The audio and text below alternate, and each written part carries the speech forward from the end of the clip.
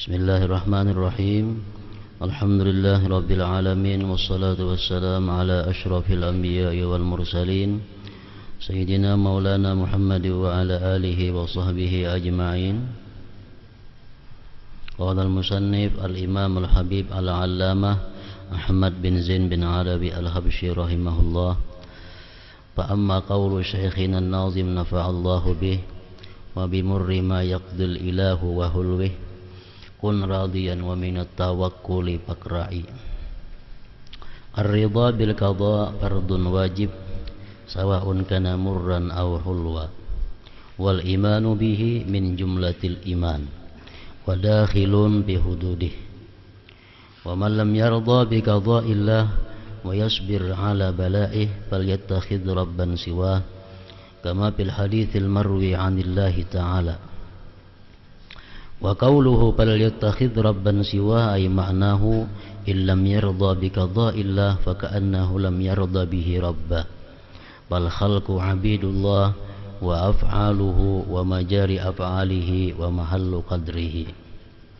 Wa qad warada an Rasulillah sallallahu alaihi wasallam bima yarwihi an rabbih ta'ala annahu qala qaddartul maqadira wa dabbartut tadabir wa ahkamtu sun'a faman radiya falahur ridha minni hatta yalqani wa man sakhita falahu sakhatu minni hatta yalqani. Wa fi hadzal hadits syarif anna ar-ridha huwa 'adamu sukhti wa fi ma warada 'anil nabi sallallahu alaihi wasallam anna Allah azza wa jalla ja'ala ar-rawha wal faraja fir ridha wal yaqin wa ja'ala al-hamma wal hazana fis syakki was sukhti. Wa qala Abu Darda radhiyallahu anhu darwatul iman as-sabru lil hukmi war ridha bil qada ila akhir. Makna daripada kalam Al-Habib Al-Alim Al-Allamah Ahmad bin Zain Al-Habsyi rahimahullah, ridha dan tawakal. Wa bimurri ma yaqdil ilahu wa hulwih kun radiyan wa minat tawakkuli pakra'i. Artinya ridhalah terhadap pahit manisnya ketentuan Allah dan berusahalah untuk memiliki sikap tawakal. Ridha atas ketentuan qada Allah yang tidak menyenangkan dan yang menyenangkan adalah wajib, baik itu berupa masalah-masalah duniawi ataupun ketetapan-ketetapan Allah mengenai masalah hukum-hukum agama. Artinya kita wajib ridha hukum Allah, baik menyangkut perkara-perkara duniawi atau perkara agama yang sesuai atau yang tidak sesuai dengan keinginan kita.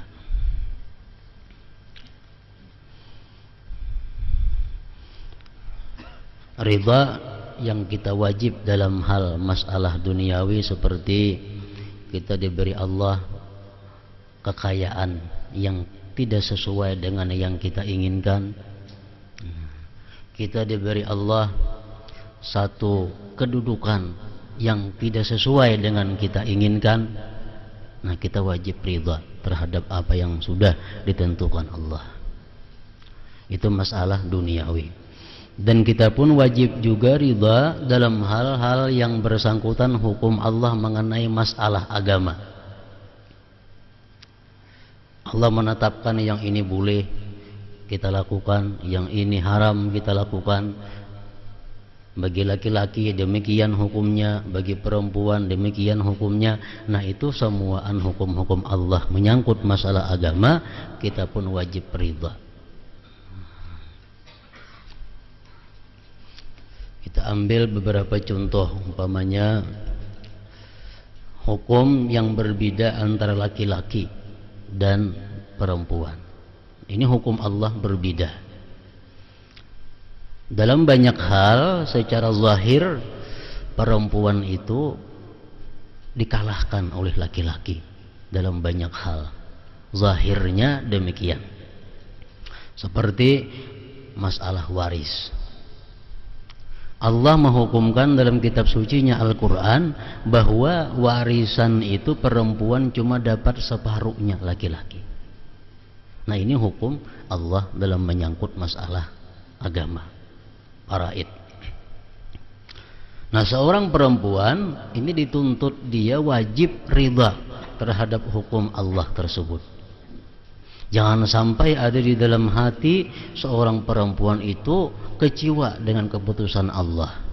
Yang mana ikam dapat sebagian, kami maka dapat separuhannya. Nah, itu adalah ucapan-ucapan dari kejengkilan yang ada dalam hati seorang perempuan kalau dapat umpamanya harta waris cuma separuh dari laki-laki.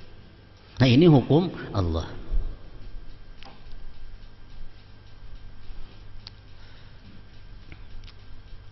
Laki-laki ditentukan oleh agama, auratnya laki-laki itu mulai pusat sampai lutut. Itu auratnya laki-laki yang wajib ditutupi. Sedangkan perempuan dihukumkan oleh Allah auratnya seluruh tubuh. Nah, sehingga ini mempersempit ruang gerak perempuan. Nah, secara zahir ini perempuan lebih sulit daripada laki-laki, lebih berat daripada laki-laki hukum Allah. Nah, jangan sampai ada seorang perempuan itu dalam hatinya ma'iktirat, memprotes atau kecewa dengan apa yang dihukumkan oleh Allah.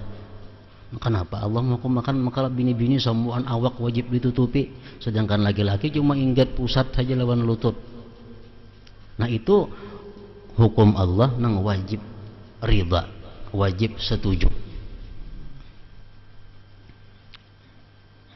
Kita seorang anak ini sudah ditentukan oleh Allah wajib kita taat, patuh, bakti kepada orang tua. Itu hukum Allah. Nah, jangan sampai kita artinya kecewa dengan hukum Allah itu. Kenapa? Maka kada boleh musafir seorang anak kada boleh tanpa seizin orang tuanya. Melakukan apapun si anak, kalau orang tuanya kada setuju, si anak berdosa. Nah, ini jangan sampai hati si anak ini adalah kecewa dengan hukum Allah itu.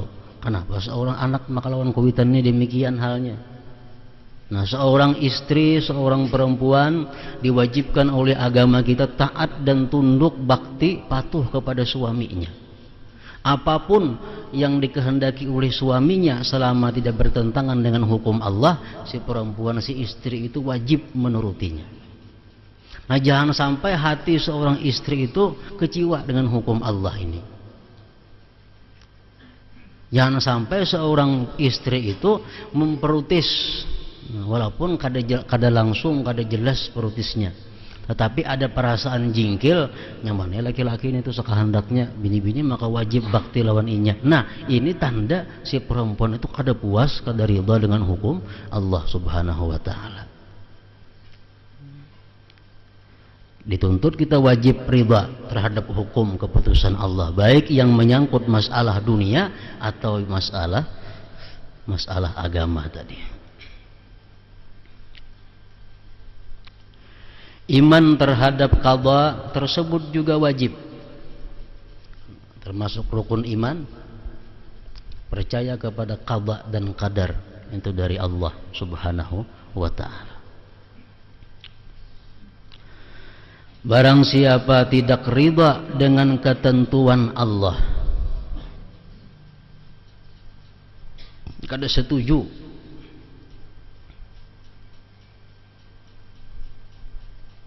barang siapa tidak ridha dengan ketentuan Allah dan tidak bersabar menghadapi ujiannya, maka hendaklah dia mencari Tuhan selain Allah. Sebagaimana diriwayatkan dalam sebuah hadis qudsi, hendaknya dia mencari Tuhan selain Allah. Man lam yarda bi qada'i wa lam yasbir ala bala'i. Nah, siapa tidak ridha dengan hukumku, ujar Tuhan, tidak sabar atas balaku, falyattakhidh rabban siwai, hendaklah dia cari Tuhan selain aku. Artinya jika dia tidak ridha dengan ketentuan Allah, seakan-akan dia tidak ridha Allah sebagai Tuhannya.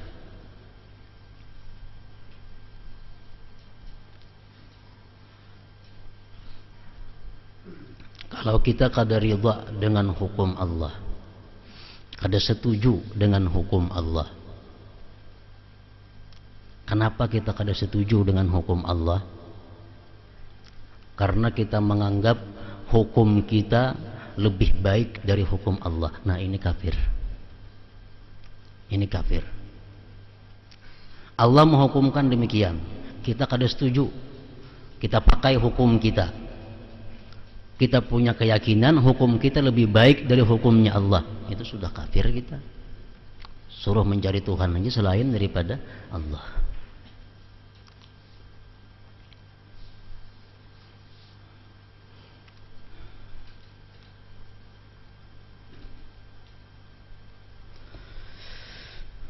Jika dia tidak ridha dengan ketentuan Allah, seakan-akan dia tidak ridha Allah sebagai Tuhannya.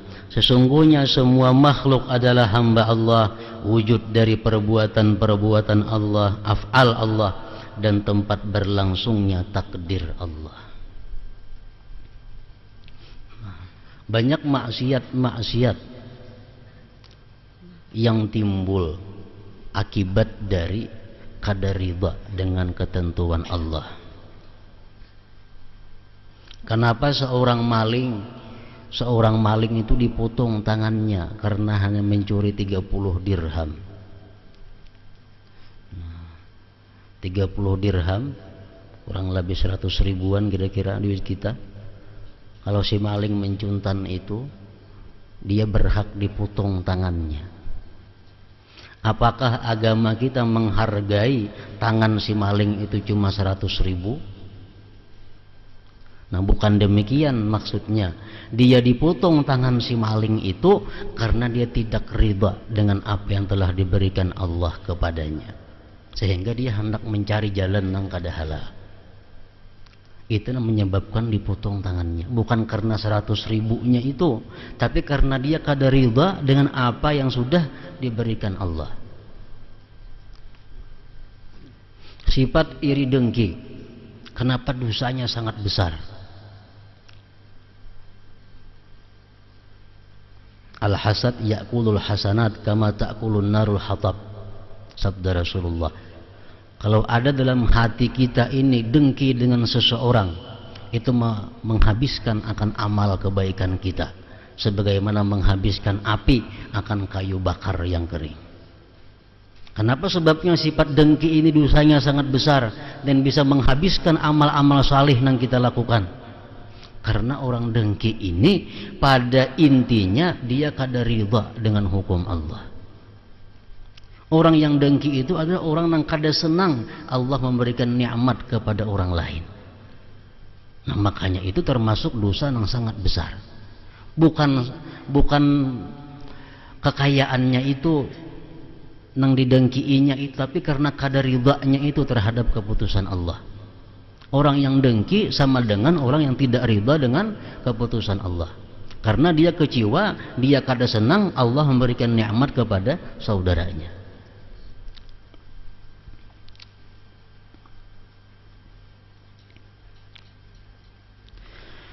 Dalam sebuah hadis qudsi Allah berfirman, qaddartul maqadira wa dabbartut tadabira wa ahkamtu sun'a faman radiya falahu ridha minni hatta yalqani wa man sakhita falahu sukhtu minni hatta yalqani. Telah kutentukan segala sesuatu, ujar Tuhan. Telah kutentukan segala sesuatu, telah kuatur segala hal dan telah kusempurnakan ciptaanku. Oleh karena itu barang siapa ridha, maka aku ridha kepadanya hingga dia menjumpaiku. Dan barang siapa benci, maka aku benci kepadanya sampai dia menjumpaiku. Dalam hadis qudsi yang mulia ini, ridha diartikan dengan tidak membenci. Ada dua tingkatan jenis orang yang ridha terhadap ketentuan Allah. Yang pertama, dia ridha dan lezat apapun yang diberikan Allah kepadanya. Nah, dia ridha dan senang dan nikmat apapun yang diberikan Allah kepadanya, karena dia menganggap itu adalah pemberian orang yang dicintainya. Allah memberi aku sesuatu nikmat, Allah memberikan sesuatu kepadaku musibah, aku senang, aku ridha, karena itu adalah pemberian daripada orang yang kucintai, dari orang yang kucintai. Nah, ini martabat ridha nang tertinggi. Artinya diberi Allah musibah, inya ini kadang merasa sakit. Diberi Allah sesuatu nang sakit, dia kadang merasa kecewa. Kenapa? Karena ini pemberian dari orang yang kucintai. Nah, derajat cinta yang membuahkan ridha atas perilaku orang yang dicintai. Ada dikisahkan dalam sebuah kitab seorang laki-laki yang bernama Samnun. Nah, Samnun ini adalah orang yang sangat asyik, orang yang sangat rindu karindangan dengan seorang perempuan yang bernama Laila. Nah, Samnun ini karindangannya luar biasa lawan Laila nih. Suatu hari si Samnun ini bertamuan lawan Laila ini berselisihan di jalan. Nah, diludahinya oleh Laila si Samnun ini. Cus diludahinya, beambung kasukaan Samnun. Kasukaan. Ujar nang kawan, kenapa ya kamu suka diludahinya? Itu ludah dari orang yang kucintai, laksana madu rasanya bagiku. Nah, ini artinya cintanya Samnun kepada Laila ini merupakan cinta yang dituntut oleh Allah kepada kita terhadap Allah Subhanahu wa ta'ala. Ini martabat ridha yang paling tinggi. Apapun yang diberikan oleh orang yang dicintai, itu adalah nikmat, itu adalah lezat. Yang kedua, martabat ridha yang kita wajib memilikinya. Kalau yang tadi kita sunat, yang kedua ini yang sekurang-kurangnya ridha. Ridha bima ya'lam lima yatawakka'u minas sawab. Kita ridha dengan sesuatu yang telah diberikan Allah, walaupun sakit rasanya. Ini kita merasa sakit, diberi Allah penyakit, diberi Allah musibah, kita merasa sakit, tapi kita ridha. Kenapa kita ridha? Karena kita mengharap sesuatu pemberian pahala yang besar dari Allah. Nah, ini ridha nang nomor dua, nang kita wajib memilikinya. Diberi Allah kita musibah, sakit, tapi kita ridha karena ini pahalanya besar di sisi Allah. Diberi Allah kita kesengsaraan, kita ridha dengan keputusan Allah ini, walaupun pedih, tapi pahalanya besar. Nah, ini ridha ini wajib dimiliki oleh setiap orang yang beriman.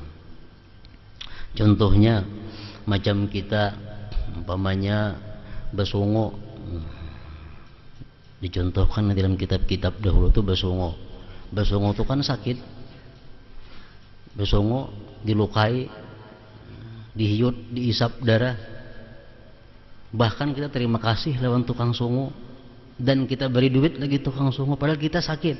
Kenapa kita senang? Karena kita ada mengharap sesuatu yang baik di belakang sungu itu. Minum obat, kita ke dokter, disuntiknya, dioperasinya, nah, kita beri duit pulang dokternya, kita terima kasih lawan dokter, padahal sakitnya bukan main. Kenapa? Karena kita yakin bahwa di balik operasi ini ada sesuatu kesehatan yang kita harapkan. Nah, ini yang dimaksud ridha sekurang-kurangnya. Karena Allah memberikan sesuatu kepada kita yang kada nyaman, sesuatu yang sulit, sesuatu yang sengsara, itu pasti ada Allah di belakangnya, itu nikmat-nikmat yang besar, bisa dalam dunia dan bisa di akhirat akan diberikan oleh Allah Subhanahu wa ta'ala. ini nang minimalnya, minimal ridha.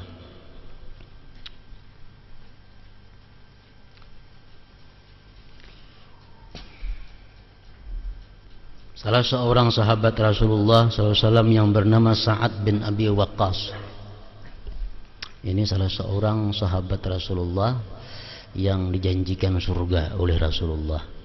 Sa'ad bin Abi Waqqas. Beliau ini buta, kada melihat. Begitu beliau sampai ke Makkah dalam ziarahnya, orang-orang Makkah datangan. Bangun sidin minta doa, kabul. Minta banyu, kabul. Minta macam-macam, berhasil. Jadi ujar nang anak, jaka pian berdoa supaya mata pian tuh melihat nah. Kan orang garing, sigar pian doakan. Orang macam ini sihat, jaka pian berdoa supaya mata pian itu bisa melihat.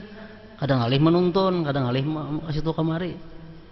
Nah ujar sidin, ay bunayya, hai anakku. Kepada anak nang menyuruh sidin tuh, qada'ullah alayya, keputusan Allah atasku buta ini ahsanu, lebih baik min basari, daripada melihatnya aku. Nah, aku lebih senang ini buta ya, karena ini sudah merupakan hukum Allah Subhanahu wa taala. Nah, ini kedudukan cinta nang tinggi. Kedudukan cinta nang tinggi. Hadis Rasulullah mengatakan, ar-ridha man radiya minallahi ta'ala bil qalil minar rizqi radiyallahu ta'ala minhu bil qalil minal amal. Barang siapa ridha daripada Allah dengan sedikit rezeki, ini kada ada rasa kada puas dengan apa yang diberikan Allah, walaupun hari ini cuma dapat 2.000 rupiah. Walaupun hari ini kadang-kadang kada dapat rezeki keuangan, tapi tetap dia ridha dengan Allah. Nah, siapa ridha daripada Allah dengan sedikit daripada rezeki, radhiyallahu ta'ala minhu bil qalil minal amal, Allah pun ridha daripadanya dengan sedikit daripada amal ibadah. Walaupun kita kada pa amal, Allah senang kepada kita, asalkan kita ridha terhadap apa yang diberikan oleh Allah Subhanahu wa ta'ala. Artinya diberi Allah kita musibah ini, kita ridha.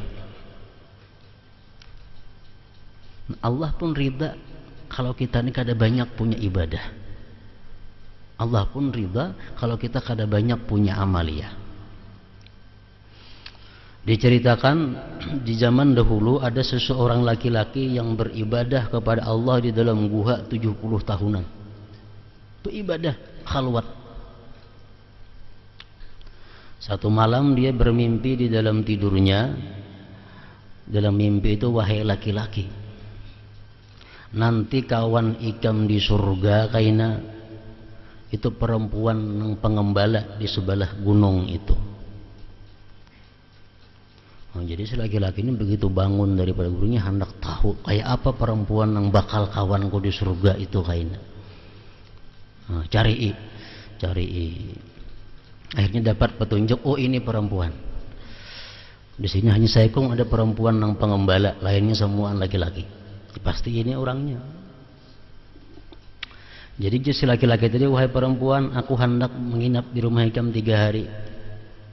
Tujuannya apa? Hendak mengetahui apa ibadahnya, apa amalihnya perempuan ini, sehingga dikatakan dalam mimpi, jadi kawanku kaina dalam surga. Si laki-laki ini siang puasa, malam beribadah. Ada perempuan tadi napa malam guring, siang kada puasa. 3 hari 3 malam laki-laki mengintai, tetap nangka itu malamnya guring, siang kada puasa. Kada puasa sunat. Sedangkan laki-laki ini malam beribadah, siang puasa. Nah, sudah sampai 3 hari, laki-laki ini berkata, wahai perempuan, aku bermimpi bahwa engkau akan menjadi kawanku di surga. Nang aku takunakan apa amaliyah ikam, sehingga aku nang beribadah selama 70 tahun lebih ini menjadi kawan ikam di surga. Ujar perempuan itu menjawab, idza kuntu fi syiddah lam atamanna an akuna pirraha. Wa in kuntu fi maradin lam atamanna an akuna fi sihhah. Wa in kuntu fi syamsi lam atamanna min akuna an akuna fi dhilli. Wahai laki-laki, ujar perempuan tadi, adapun aku adalah jika aku dalam kesengsaraan, aku kada pernah berangan-angan agar Allah pindahkan aku kepada kesenangan. Artinya apa? Kalau aku dalam keadaan duka cita, dalam keadaan sengsara, aku kada pernah beangan-angan supaya ampih duka cita ini pindah menjadi senang lapang. Andai kata aku dalam keadaan sakit, aku kada pernah minta kepada Allah agar disihatkan. Andai kata aku di tempat nang panas, aku kada pernah minta kepada Allah supaya dapat naungan. Artinya apa? Dia ridha menerima apa yang diberikan oleh Allah dan kada minta alihakan daripada apa yang diberi oleh Allah itu, kecuali Allah sendiri nang mengalihakannya. Nah ini ridha. Nah ini ridha. Allah pun ridha dengan sedikit daripada amalnya, walaupun hanya malam kada tahajud, siang kada puasa sunat, tapi kedudukan di surga sama dengan orang beribadah 70 tahun lebih malam siang beribadah. Makanya tadi siapa yang ridha daripada Allah dengan kesengsaraan yang diberikannya, Allah pun ridha dengan sedikit amal daripadanya.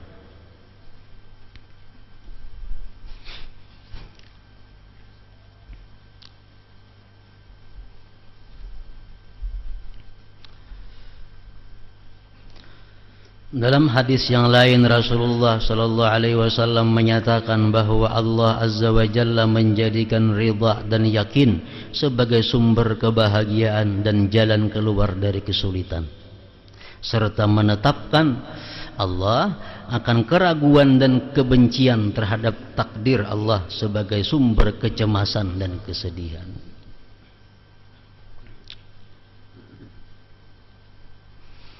Jadi amun kita umpamanya diberi Tuhan sesuatu musibah, kalau kita berdoa kepada Allah, isi doanya itu agar kita dipindahkan daripada musibah ini, dipelihara, dijauhkan dari musibah ini. Apakah itu kita kada ridha dengan takdir Allah? Kita berada dalam kesempitan rezeki, lalu kita berdoa kepada Allah agar kita diberi rezeki yang luas. Apakah kita berdoa itu kita kada ridha dengan takdir Allah kita ini rezeki sempit? Nah ini tergantung dorongan kita berdoa itu apa. Kalau kita ini berdoa kepada Allah karena kita kada tahan menyandang ketentuan Allah ini, lalu kita minta doa supaya dialihkan, nah ini termasuk kita kada ridha dengan ketentuan Allah. Tapi kalau kita berdoa kepada Allah itu karena ini perintah Allah, dikabulkan kada dikabulkan itu urusan Allah, yang penting aku berdoa kepada Allah, nah ini masih dianggap ridha dengan takdir Allah. Dalam keadaan sakit kita, Allah memerintahkan kita berdoa. Kita berdoa, Allahumma inni as'aluka sihhata wal afiyah. Ya Allah, aku minta kepada Engkau sihat dan afiat. Nah, kita berdoa ini bukan karena kita kada ridha dengan sakit ini, kada. Tapi kita berdoa ini karena Allah menyuruh kita berdoa. Rasulullah mengajari kita berdoa. Itu nang kutiru. Masalah dikabulkan kada dikabulkan doa itu urusan Allah. Dan aku ridha dalam keadaan sakit ini. Nah itu kalau berdoa demikian kada keluar daripada ridha terhadap ketentuan Allah. Kita kalau kasah dalam keadaan sengsara, kita kada tahan lagi menyandang nang adan ini umpamanya, padahal Allah sudah menyatakan kada akan memberi sesuatu nang manusia kada sanggup memikulnya. Kadang-kadang maulah kita kada sanggup itu syaitan membisiki kita, nafsu kita mengajak kita kepada yang jahat, lalu seolah-olah kita kada mampu menghadapi keadaan, padahal pasti mampu, karena Allah sudah menyatakan dalam Quran kada memberikan sesuatu kepada manusia yang mereka kada mampu memikulnya. Jadi jangan beranggapan kada mampu menghadapi, itu bujukan daripada syaitan. Syaitan yang maulah kita merasa kada mampu menghadapi musibah. Syaitan yang merayu kita sehingga kita merasa kada tahan menghadapi keadaan hidup. Padahal itu pasti tahan, Allah memberikan itu. Nah, jadi kita berdoa kepada Allah itu bukan karena kita kada ridha dengan apa yang ada sekarang ini, tapi kita berdoa itu karena perintah Allah, perintah Rasulullah. Dikabulkan kata dikabulkan, doa itu urusan Allah. Yang penting aku ridha menghadapi kenyataan seperti ini. Nah, itu doanya berpahala dan doanya bisa dikabulkan oleh Allah, dan kita tetap ridha dengan apa yang dihukumkan oleh Allah Subhanahu wa taala. Abu Darda radhiyallahu anhu berkata, puncak keimanan adalah sabar menerima dan merasa senang dengan semua keputusan dan ketentuan Allah. Sabar itu hubungannya dengan penyakit, ridha hubungannya dengan Allah. Allah memberikan kita penyakit, kita tahan. Arti tahan itu apa? Kada kuciak. Nah, artinya kada menjerit, kada keluh kasah, tapi kita tahan. Itu sabar yang artinya. Dan kita kepada Allah ridha diberinya ini musibah, karena kita menganggap di balik ini akan ada sesuatu yang nikmat sangat besar. Nah, jadi ridha ini lain lawan sabar. Sabar ini hubungannya kepada nang kada nyaman. Ridha ini hubungannya kepada Allah. Ada mau kita ridha lawan penyakit, maulah. Sabar lawan penyakit itu. Lawan penyakit itu kita sabar. Lawan sengsara sabar. Ridha lawan Allah Ta'ala.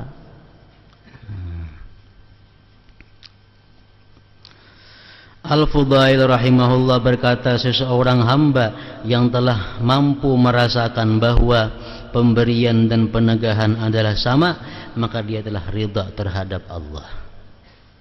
Artinya apa? Diberi Allah, aku ridha kepada Allah.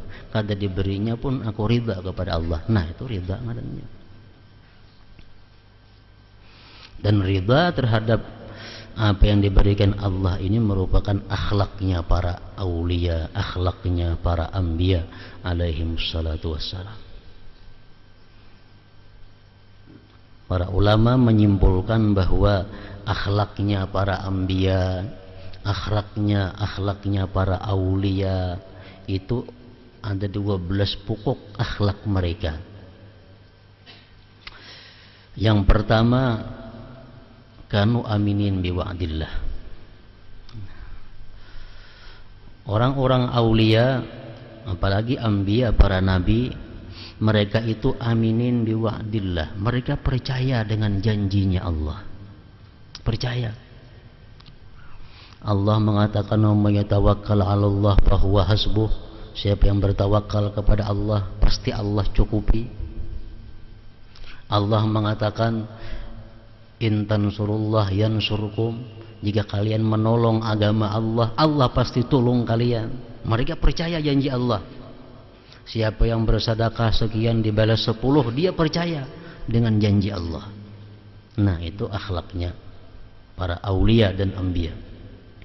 Dan kedua, kanu ayisin minal khalqi, mereka itu putus asa daripada makhluk. Artinya apa? Mereka itu sedikit pun kada ada menaruh harapan daripada makhluk Allah. Ini kada ada menaruh harapan lawan makhluk, kada ada punya impian lawan makhluk. Putus asa daripada makhluk. Ini kada berharap makhluk memberikan sesuatu kepadanya.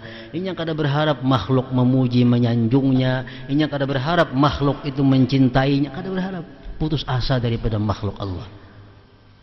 Jadi orang nang kaya apa terhadap dirinya, ini kada ada masalah. Kada mengharap apapun daripada makhluk Allah. Ayisin minal khalqi.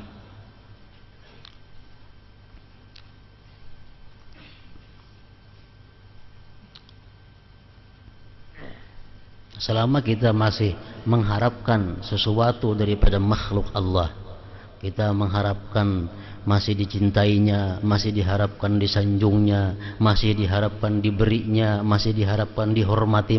Nah, selama kita masih tamak kepada makhluk Allah ini, kita kada akan bisa lurus di jalan Allah. Kada akan bisa lurus. Kita bisa lurus di jalan Allah asalkan kita putus asa daripada makhluk ini. Jangan mengharap apapun daripada makhluk Allah. Inya menghormati kita, alhamdulillah. Kada menghormati, alhamdulillah. Memberi, alhamdulillah. Kada memberi, alhamdulillah. Kada ada urusan makhluk Allah. Nah, aisin. Ini akhlaknya para nabi dan para aulia. Yang ketiga, kanat adawatuhum ma'asyaitan. Yang ketiga, musuh mereka itu adalah syaitan.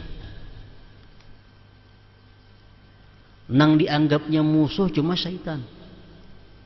Lain pada syaitan, kada musuh. Masalah orang memusuhinya, masalah orang membenciinya itu kada ada masalah. Tapi kalau dalam hatinya syaitan, saya kong aja musuh. Nang keempat, kanu muqbilin ala amri anfusihim. Mereka itu berhadap mengurusi urusan diri mereka. Artinya apa?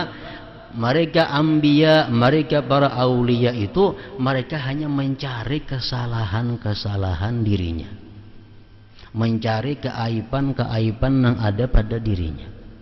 Ini kadang mencari-cari keaiban orang, kadang mencari keburukan-keburukan orang. Itu akhlaknya para aulia. Dan kelima, kanu musyfiqin alal khalqi, mereka itu sayang atas makhluk Allah. Orang kafir, orang fasik, orang zalim, binatang, itu semuaan perlu disayang. Yang keenam, kanu mutahammilin li adal khalqi, mereka itu sanggup menyandang gangguan-gangguan makhluk. Artinya apa?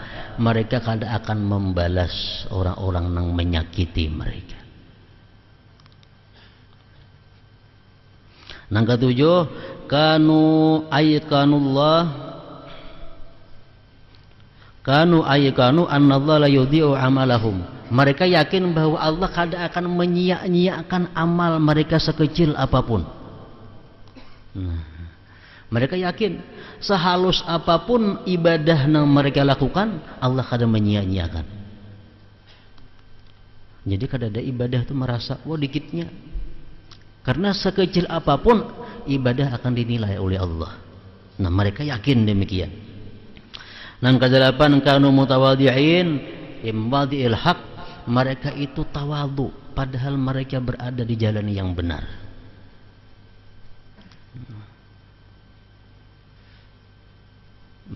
Berada di jalan yang benar, tawadhu pula. Kada merasa paharatnya, artinya kada merasa penyucinya, pembersihnya, kada. Mereka tawadhu padahal mereka di jalan yang benar. Yang kesembilan, kanu la yad'una an-nasihah bi mawadi'il adawah. Mereka tidak meninggalkan nasihat walaupun musuh. Arti nasihat itu apa? Menghendaki kebaikan. Mereka itu selalu menghendaki kebaikan walaupun untuk musuh. Walaupun untuk musuh.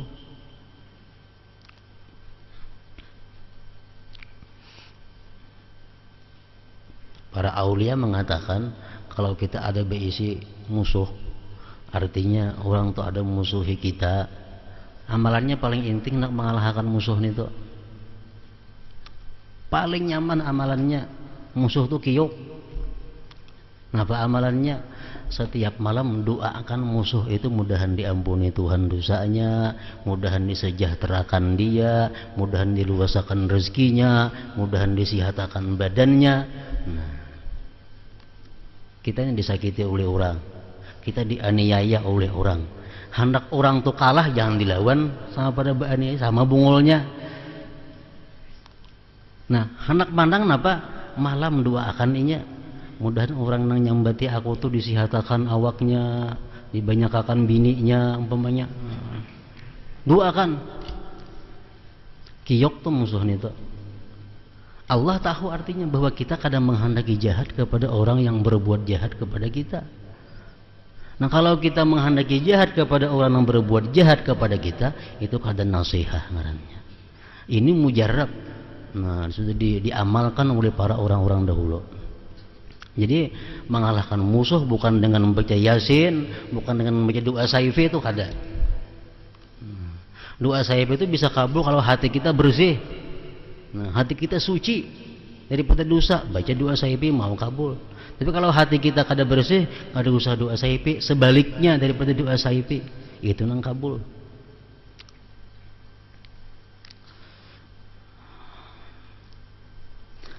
Nang ke-10 kanu la yumsikuna al-fadla min amwalihim, akhlaknya para aulia dan para anbiya itu mereka tidak mau menyimpan sesuatu yang lebih daripada kebutuhan pokoknya.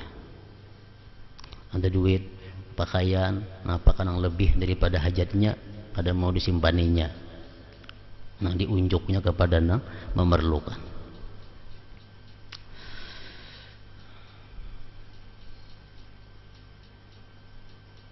Nang ke-11 kanu yudimuna 'alal wudu. Akhlaknya para nabi aulia, mereka itu selalu kekal wudu. Artinya batal baudu. Nang ke-12 kanu radin billah ala ma wajadu aw fatu minad dunya. Yang ke-12 akhlaknya para aulia dan anbiya itu mereka ridha dengan Allah atas apa yang mereka dapat dan yang mereka tidak dapat. Nah, ridha kepada Allah. Syekh Abdul Qadir Al-Jilani rahimahullah berkata, jangan keluhkan apapun yang terjadi pada dirimu kepada seseorang pun. Jangan mengeluh kepada manusia artinya. Nah, semalam kan dijelaskan sudah, pengertian mengeluh itu beda dengan keadaan khabar-khabar. Nah, kita berkhabar penyakit kita lawan dokter, itu bukan mengeluh. Atau kita menjawab orang nang betakun ikem sakit apa, aku sakit mata, itu ada mengeluh. Nah, mengeluh ini orang betakun gak ada, apa kada guru aku sakit ini, sakit itu, orang betakun gak ada. Nah, ini mengeluh ngarannya. Jangan sampai demikian.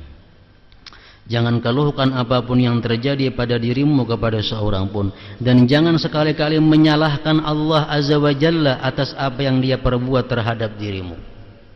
Menyalahkan Tuhan. Dalam Quran Allah berfirman, "Wa ma asabaka min sayyi'atin fa min nafsik." Ada yang menimpa kamu dari sesuatu yang jahat itu akibat diri engkau. Wa ma asabaka min sayyi'atin famin nafsik. Sesuatu yang menyakiti diri engkau itu asalnya memang dari diri engkau. Dari diri engkau.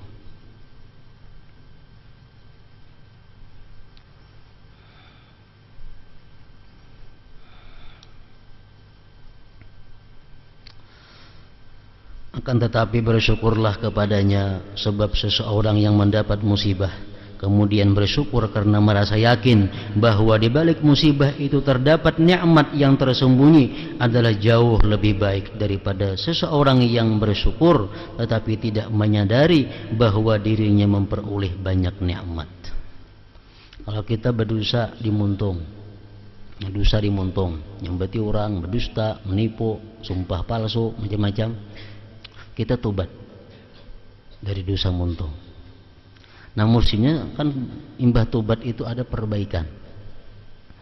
Membaca Quran kah dibanyaki diganti, bakas muntung banyak nyambati orang nih, gantiin membaca Quran, baca salawat. Nah, bila ada perbaikan, Allah kan yang perbaikinya. Gigi kah sakit bangkak kada baampihan, sariawan kah banyak dimuntung, tenggorokan kah sakit, nah apakah itu perbaikan dari Allah? Kalau Allah membaiki sakit. Tapi kalau kita memperbaiki seorang kada sampai kayak itu. Nah, jadi kita dosa dimuntung nang banyak nih tuh, kalau kita sudah tobat diperbaiki dengan membaca nang suci-suci Al-Qur'an, salawat dan lain-lainnya. Bila kita kada demikian, nah kayaknya Allah membaiki akan.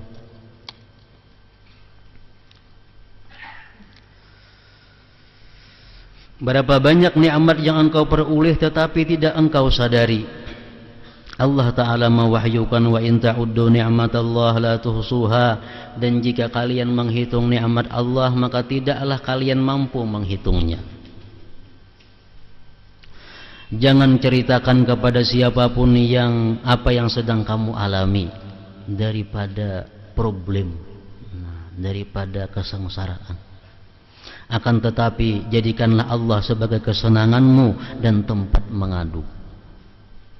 Tidak ada sesuatu pun bagi siapapun perkara, sebab segala sesuatu adalah ciptaannya, berada dalam kekuasaannya dan tunduk pada perintahnya Allah. Akan tetapi kullun yajri ila ajalim musamma, masing-masing berjalan sampai kepada waktu yang telah ditentukan. Allah memberi kita penyakit. Allah memberi kita penyakit 2 minggu. Itu ketentuan dari Allah, umpamanya 2 minggu. Dalam 2 minggu itu ubat apa aja yang kita makan nggak ada mempan. Ubat apa aja nggak ada mempan. Kenapa? Karena belum sampai waktunya. Kalau sudah sampai 2 minggu, kada berubatan gini hilang. Itu kalau Allah memberikan 2 minggu waktunya. Masing-masing berjalan sampai kepada waktu yang telah ditentukan. Wa kullu syai'in indahu bimiqdar, dan segala sesuatu di sisinya ada ukurannya. Hati-hati jangan mengeluhkan perlakuan Allah terhadapmu kepada makhluknya. Kalau perlakuan makhluk Allah kepada kita itu baik kita keluhkan kepada Allah. Nang tak paling ini apa? Perlakuan Allah kepada kita keluhkan kepada sesama makhluk. Meskipun tubuhmu diputung-putung dan dagingmu dicincang, sesungguhnya seluruh bala terjadi karena keluh kasah manusia atas ketetapan Allah yang maha pengasih dari semua yang berjiwa kasih, yang maha lembut kepada hamba-hambanya dan tidak pernah berbuat zalim kepada mereka. Allah kalau memberi kita penyakit, Tuhan zalim lah kada. Pas, itu pas. Cocok dengan keadaan kita. Allah memberi kita kemiskinan. Kawan kita dan sanak kita diberi Allah kekayaan. Sama pada anak si fulan. Sama pada cucunya si fulan. Tapi Allah memberi rezeki kada sama, nang nini sedikit ini banyak. Zalim ke Allah kada, justru adil. Cuma kita kada tahu di mana letaknya keadilan Allah. Kada tahu. Rasulullah SAW bersabda, "Allahu arhamu bi ibadihi minal walidati bi waladiha." Sesungguhnya kasih sayang Allah kepada hamba-hambanya jauh lebih besar daripada kasih sayang seorang ibu kepada anaknya. Allah mewahyukan kutiba alaikumul qital wa huwa kurhun lakum, diwajibkan atas kalian berperang padahal berperang itu adalah sesuatu yang kalian benci. Sampai di sini ucapan Syekh Abdul Qadir Al-Jilani rahimahullah. Di Quran Allah mengatakan, wa asa an takrahu syai'an wa huwa khairun lakum wa asa an tuhibbu syai'an wa huwa syarrun lakum wallahu ya'lamu wa antum la ta'lamun. Biar Tuhan barangkali ikam itu kada katuju lawan sesuatu padahal itu sangat baik untuk kamu. Kadang-kadang kamu tuh mencintai sesuatu padahal itu jahat, buruk bagi kamu. Kamu tidak tahu, hanya Allah yang tahu. Sahal rahimahullah berkata, tingkat keyakinan seseorang hamba tergantung kepada tingkat keridaannya kepada Allah. Ridha adalah salah satu makam yang agung dalam Islam. Membenci perbuatan maksiat dan dosa tidak bertentangan dengan ridha. Bahkan ridha terhadap maksiat tidak diperkenankan. Ridha terhadap ketentuan Allah wajib hukumnya, sebab berarti ridha kepada Allah. Walaupun hal itu bertentangan dengan hawa nafsu. Mengatakan ridhanya hubungannya kepada Allah. Ridha jangan dihubungkan kepada kesengsaraan, ridha jangan dihubungkan kepada kemaksiatan. Kita kan boleh ridha dengan maksiat. Kenapa? Lain hubungannya. Ridha ini kepada Allah Ta'ala. Kalau maksiat itu kita benci. Tapi kita ridha selaku Allah yang menentukan maksiat itu. Misalnya hamba fulan melakukan maksiat. Nah, kita ridha kepada Allah fulan yang ditentukannya. Kita ridha kepada Allah fulan melakukan maksiat itu atas takdirnya. Tapi kita benci kepada maksiat yang diusahakan oleh si fulan itu. Nah, benci kita kepada maksiat, ridha kita kepada Allah. Sabar kita kepada penyakit, ridha kita kepada Allah. Jadi hubungannya itu jangan luput.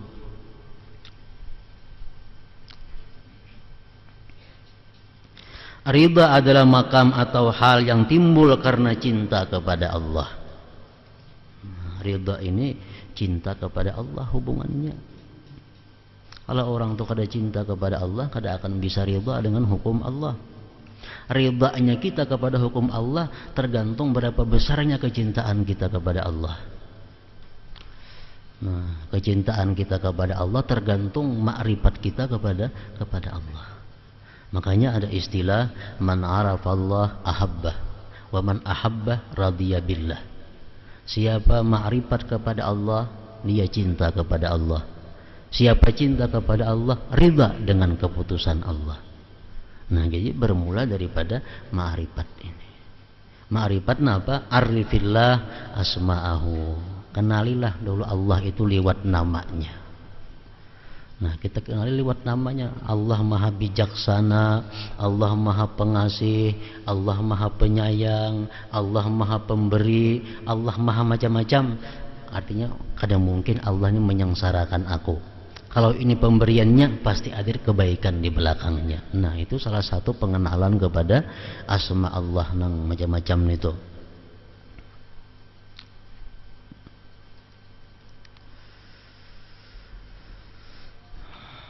Sebagaimana ungkapan syair berikut, ahwahu waslan wa in abada talawunahu fa kullu ma yaf'alul mahbub mahbub.